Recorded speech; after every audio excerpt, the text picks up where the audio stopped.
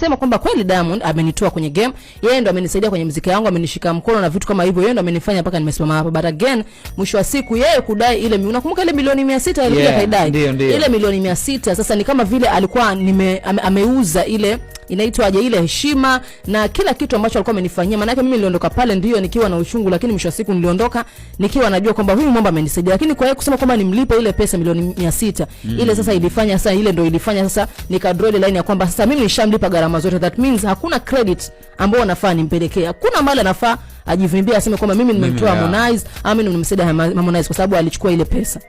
Sasa wewe unafikiri ni haki kweli kwa Harmonize kulizungumza swala kama hili, mshikaji wangu? Yeye amesema kwamba iwapo atawachwa kuzungumziwa, yeye pia atawacha. Sasa anazungumzwa na nani? Anasema kwenye nyimbo zimekuwa zikitoka, yeye anahisi kabisa kwamba kuna baadhi ya nyimbo hajazitaja, lakini kuna baadhi ya nyimbo ambazo yeye anazungumziwa pale. Ametaja pia kuhusiana na ile Angela, baada ya Angela na Ibra kuondoka. Unakumbuka wakati kuzungumza kwamba inasemekana kwamba yeye ndo aliwashauri ataje Diamond aliwashauri kwamba waondoke na kwamba hata mkitaka lawyer mimi nitawatafutia lawyer. Sasa akasema yeye ndo alihusika pale, ili na hii hapa ilikuwa ni kwa sababu anataka kwamba Konde ianguke, na mwisho wa siku haikuanguka, lakini pia hakuwaitisha pesa yoyote kwa sababu yeye he doesn't do that. Yeye kusaidia amekusaidia. So mentality yake ya Harmonize inamwambia kwamba Diamond yeye ndio chanzo cha genge yake kufa. Right. Kwamba Angela aondoke na Ibra aondoke ili yeye abaki kudua.